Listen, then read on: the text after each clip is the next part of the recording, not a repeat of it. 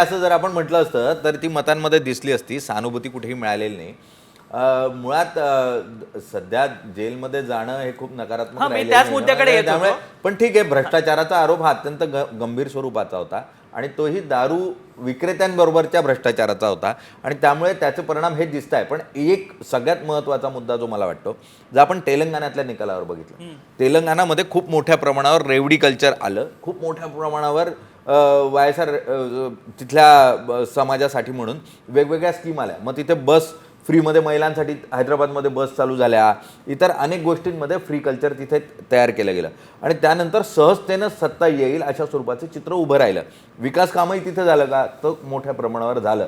मात्र रेवड्या वाटल्या म्हणजे सरकारं परत येतात असं होत नाही आणि तेच दिल्लीत दिसलं. दिल्लीत पण मोठ्या प्रमाणावर सर्वसामान्यांसाठीच्या म्हणून फ्री स्कीम्स या खूप मोठ्या प्रमाणावर आल्या. तरीही केजरीवाल पुन्हा सत्तेत येतील का? तर त्याला थेटपणे पाठिंबा मिळतोय असं नाही आणि त्यामुळे यातून काय शिकावं? तर मुंबईची निवडणूक येणारी किंवा स्थानिक स्वराज्य संस्थांच्या निवडणुका किंवा भविष्यातल्या महाराष्ट्रातल्या निवडणुका, की आपण लाडकी बहीण योजना आणली म्हणजे आपल्याला कवच कुंडली मिळाली असं होत नाही. ती तात्पुरत्या स्वरूपाची मलमपट्टी आहे. हां, त्या मलमपट्टीतून तात्पुरत्या स्वरूपातले विजय मिळतात. म्हटलं दीर्घकालीन काम हे विकासात्मकच असू शकतं, त्याशिवाय तुम्हाला विजय मिळू शकत नाही.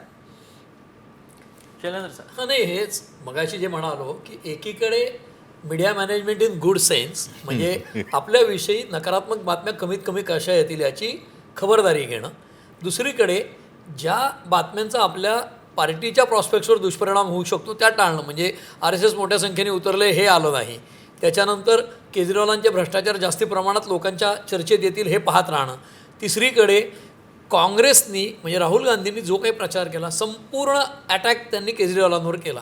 त्यांनी मोदींवर कुठलीही टीका केली नाही फारशी, कारण त्यांचं पहिलं टार्गेट आम आदमी पार्टी जितकी खच्ची होईल तेवढी काँग्रेस वाढू शकते हे त्यांना पूर्ण माहिती आहे.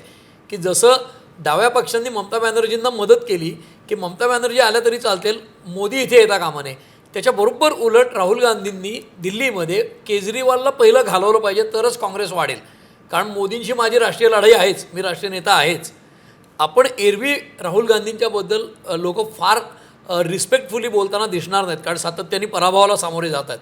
पण तरीही त्यांनी केजरीवालांच्या विरुद्ध जर केजरीवालांची सत्ता जात असेल तर भाजपच्या इतकंच यशस्वी कॅम्पेन अँटी केजरीवाल हे राहुल गांधींनी केलं हे आपल्याला मान्य करावं लागेल आणि ते त्यांनी केलं ही पण आत्ताच्या निकालात म्हणजे जे काही कल येतात त्याच्यात दिसतंय हे त्यांना क्रेडिट द्यायलाच लागेल. नाही, आणि या निकालाचे परिणाम हे येत्या काळात होणाऱ्या बिहार निवडणुकांवर पण पाहायला मिळतील.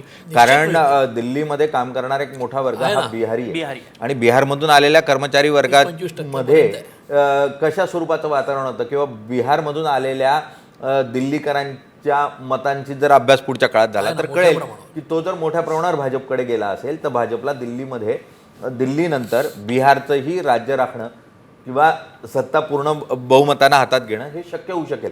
आणि त्यामुळे मुळात भाजपनं पूर्ण गणितं मांडताना दिल्ली ही कॉस्मो आहे. तिथून पंजाबी माणूस खूप मोठ्या प्रमाणावर दिल्लीमध्ये आहे, सिंधी माणूस खूप मोठ्या प्रमाणावर लोकसंख्या सिंधी समुदायाची आहे, मुस्लिम समुदायाची आहे. इतकंच नाही, उत्तर प्रदेश बिहारमधून आलेला मायग्रेंट आशाही खूप मोठ्या प्रमाणावरचा आहे. उत्तर प्रदेश आणि बिहारमध्ये हिंदुत्ववादाची ज्या स्वरूपाची लाट उत्तर प्रदेशमध्ये आपल्याला बघायला मिळाली त्याचाही परिणाम दिल्लीवर काहीसा होताना पाहायला मिळाला. उत्तर प्रदेशच्या बदलत्या राजकारणाचा परिणामही दिल्लीतल्या राजकारणावर होताना पाहायला मिळाला. कारण उत्तर प्रदेशमध्ये भाजपचे बहुमताची सत्ता आणि कायदा सुव्यवस्था बदललेली स्थिती, उत्तर प्रदेशमध्ये आत्ता गँगवॉर किंवा ज्या स्वरूपाचे दबंग स्वरूपाचे असे गँगवॉर्स बघायला मिळत होते ते संपुष्टात आणण्याचं काम योगींनी केलेलं आहे. त्याचाही परिणाम मायग्रेटेड अशा उत्तर भारतीयांवर झालेला आहे आणि त्याचा परिणाम निश्चितपणे या निवडणुकीमध्ये झालेला पाहायला मिळू शकतो. आणि त्यामुळे अनेक फॅक्टर्स आहेत जे 1-2% प्लस होत जातात आणि जे भाजपच्या वाट्याला जातात. भाजपला या ठिकाणी त्याचा पाठिंबा मिळताना पाहायला मिळतोय. दिल्लीमधले 55,000 मतं जर मराठी असतील तर महाराष्ट्रातल्या बदललेल्या वातावरणाचा परिणामही दिल्लीतल्या मतदारावर होतो. दिल्लीतला बहुसंख्य जो मायग्रेटेड आहे, जो महाराष्ट्रातून दिल्लीत विस्थापित झालेला आहे नोकरीनिमित्त किंवा इतर कारणानिमित्त, त्याचा जर सामाजिक वर्ग बघितला तर तो अप्पर कास्ट किंवा सवर्णांच्या बाजूने जातो. त्याचा कल हा भाजपच्या बाजूने दिसतो. साहजिक आहे तिथे तोही असा प्रत्येक वर्ग काही क्षणासाठी थांबवतो. एक मोठी बातमी समोर येते. निश्चितच ब्रेकिंग न्यूज बघूयात या क्षणाची.